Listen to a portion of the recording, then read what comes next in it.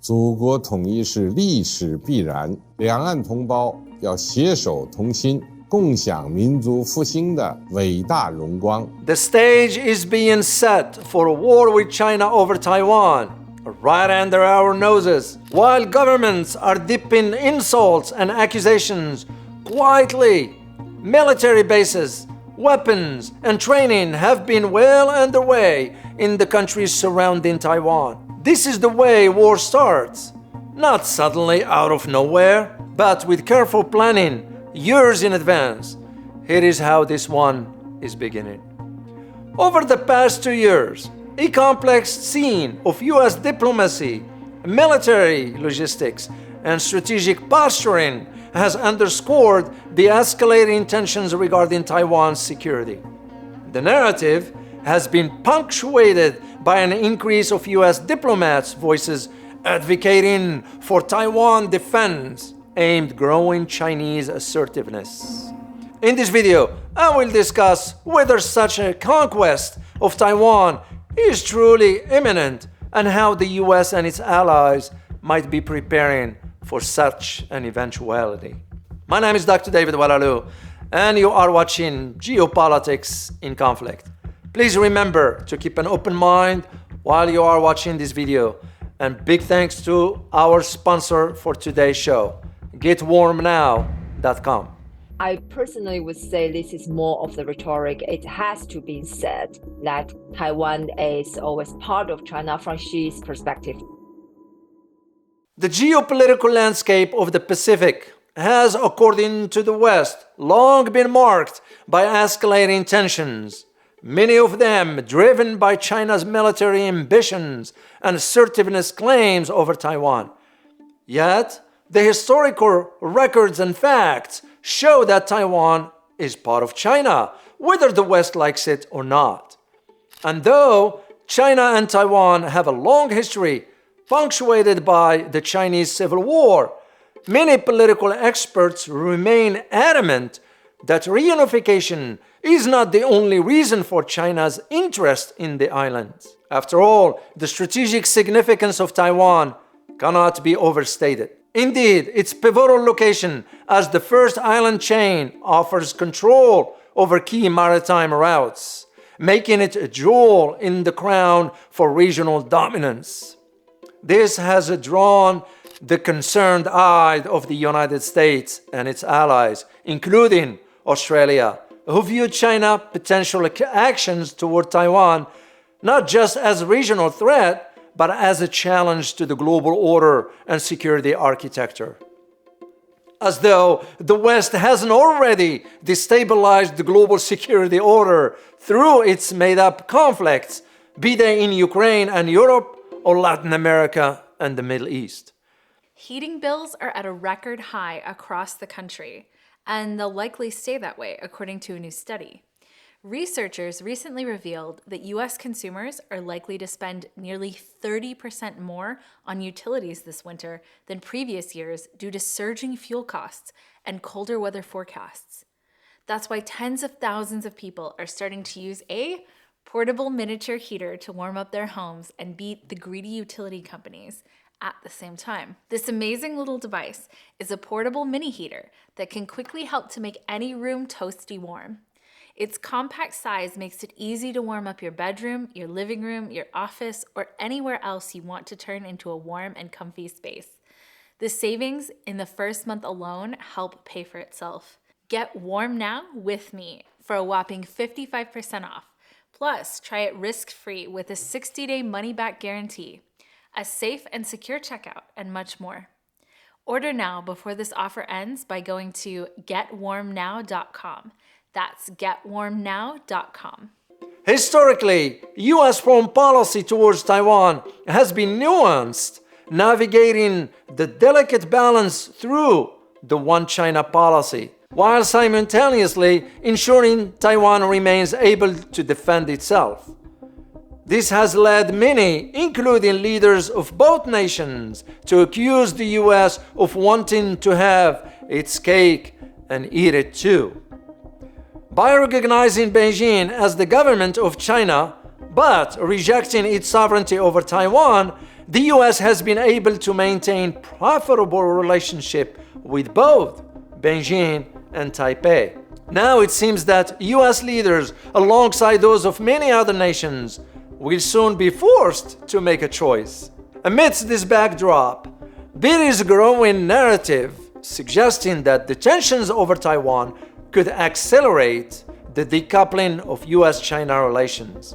Right now, there is immense speculation that China may soon attempt to occupy Taiwan, perhaps in an effort to capitalize on a world distracted by Ukraine and Israel.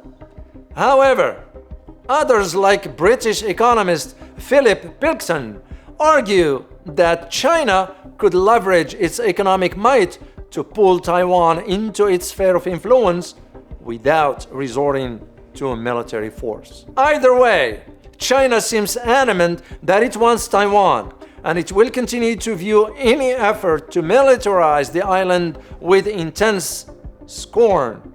Specifically, China seems undeterred by US military support and has yet to blink at the idea of one small island bringing the world's two largest superpowers into a direct confrontation. The recent appointment of Admiral Dong Zhong as China's defense minister underscores a strategic focus on naval capabilities, reflecting President Xi Jinping's maritime ambitions. This shift towards a naval-centric military posture, combined with Xi's broader national rejuvenation goals, hints at a future where military assertiveness in the maritime domain and territorial disputes in the East and South China Seas becomes more pronounced. Now the question becomes the show of force. The Talisman Sabre exercises along Australia's role as a US submarine hub underscores a concerted effort by the United States and its allies to ensure readiness and strategic dominance in the Indo-Pacific region.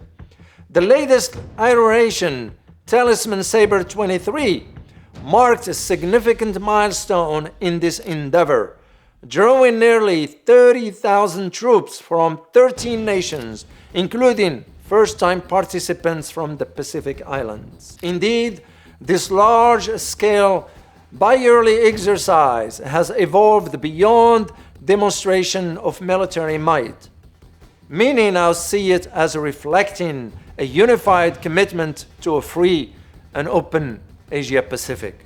Moreover, the observation of exercise Talisman Sabre 2023 by countries like India and the Philippines signal a potential shift in the strategic landscape. Both countries now seem interested in joining future exercises, which clearly demonstrates a recalibration of strategic postures in response to potential regional threats. In short, the Indo-Pacific is flexing its muscles at the behest of Western powers. Moreover, the message and the intended recipient seems to be quite clear. When we look at the increased partnership, what do we see? The AUKUS submarine deal, for example, particularly the SRF West Initiative, represent yet another tectonic shift in defense collaborations within the Indo-Pacific. The agreements involved equipping Australia with nuclear-powered US and UK attack submarines in the interest of enhancing collective deterrence capabilities. Indeed, Australia's transformation into central hub for supporting high-end US military operations not only expand its strategic role, but also cements a trilateral commitment to maintaining regional stability. What analysts in the West refrained from stating is that now Australia has also become a primary target. But submarines are just one part of the equation. Britain, the US, and Australia will also share underwater drones, electronic warfare, and other advanced military technologies. In this case, it's difficult to deny that the intention is to showcase some assertiveness in a region dominated by China's growing influence. In that way, it's not entirely different from Kim Jong-un firing of missiles into the sea. Nonetheless, these nations cannot deny their economic and political ties to China. As one analyst puts it, and I quote, "It's bombs and bluster on Friday, but comes Monday, it's all handshakes and hypocrisy." End of quote. For its part, the United States seems particularly eager to assemble a multi-country coalition that could stand against what it sees as damaging Chinese influence. For instance, in 2023, the US military and Taiwanese forces engaged in sophisticated war games designed to simulate a Chinese invasion of Taiwan. These simulations revealed several distinct vulnerabilities in current strategies and prompted a significant shift from a just-in-time logistic model to a just-in-case framework. The same year, the United States also expanded the Enhanced Defense Cooperation Agreement with the Philippines to include additional bases near critical areas like the South China Sea and Taiwan. The agreements focus on upgrading military infrastructure, including airstrip repairs and the construction of essential facilities, mirrors the broader U.S. objective of fortifying its strategic posture in the face of evolving geopolitical tensions. Meanwhile, U.S. Admiral John Aquilino visited Thailand to shore up military partners there, and Navy Admiral Samuel Paparo remarked on how helping Ukraine could provide a bulwark against westward Chinese influence. This aren't small people talking a small game, but influential military leaders essentially admitting that something is afoot in the Indo-Pacific. This dangerous geopolitical landscape is further complicated by Russia's naval might demonstrations and China's warning against NATO expansion into Asia-Pacific. In fact, these developments, alongside China and Russia's joint military drills, seems to indicate that the two Eastern superpowers feel they have no option but to further enhance their own strategic partnership in the face of mounting opposition. Then becomes the question about international cooperation and expansion. In response to escalating tensions in the Pacific, particularly concerning Taiwan, the US has dramatically intensified its efforts to expand and diversify its military logistics network across the region. This strategic expansion, encompassing Australia, the Philippines, India, and Japan, aims to bolster logistics and readiness in the face of potential conflict with China, Russia, or, as seems more likely now, both. Whatever the United States' real goal might be, current and future administrations will confront a multitude of challenges when it comes to expanding logistics across the Pacific. Among these are budgetary constraints and an aging transport fleet, which collectively pose significant hurdles to enhancing the defense and logistics capabilities necessary for maintaining a credible deterrent posture. Critics also argue that the pace and focus of U.S. efforts to strengthen defenses in the Pacific have fallen short of the requirements dictated by the rapidly evolving security environment. Incidents involving aggressive military encounters between the United States and China, such as the interception of the US spy plane by Chinese fighter jets, highlights the escalating tensions and underscores the need for a robust and resilient military logistic network capable of supporting US and allied forces in the region. Then comes the idea of the compounding the logistic and strategic challenges. How significant they might be? Well, You look at the recruiting difficulties faced by the United States military. Army Secretary Christine Wormuth recently outlined what she called a systemic recruiting crisis, one that paints a grim picture of the United States Armed Forces' ability to attract new members. Factors contributing to these challenges include the lowest ever percentage of service-eligible Americans and declining interest in military service. She also highlighted societal barriers such as perceptions of military life and concerns over political polarization.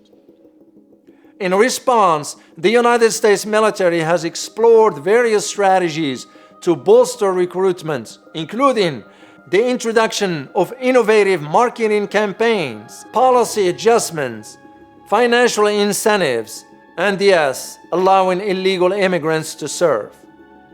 Here is my conclusion for you. The intricate blend of diplomacy, military aid, and strategic maneuvers undertaken by the United States and its allies over the past few years outlines a comprehensive strategy aimed at securing peace and stability in the Pacific region. The particular focus, while it may not be stated outright, is maintaining Taiwan's sovereignty amidst escalating Chinese assertiveness. The substantial military aid provided to Taiwan, alongside the strategic military exercises such as Talisman Sabre and the groundbreaking AUKUS submarine deal, underscores not only a robust commitment to deter potential aggression and ensure a balance of power in the Indo-Pacific, but also fomenting more tensions in the region. However, there are critics of this endeavor, and while some of them can be dismissed as simply pro-China or anti-Taiwan, may see U.S. efforts in the region as more likely to cause trouble than defend against it. More importantly, they would rather see a wedge driven between Russia and China to prevent the two superpowers from becoming further united against the West. For now, a useless NATO and the United States seem to be hell-bent on pushing the two countries into a corner where they have little choice but to act. We hope you enjoyed this video. Let us know what you think about the United States' effort to secure the Indo-Pacific region and defend Taiwan. Feel free to comment, but as always, we ask that to try to keep things civil so we can have an informed discussions that benefits everyone. Also, please like, share, and subscribe for more comprehensive and balanced political analyses on today's biggest issues. Thank you.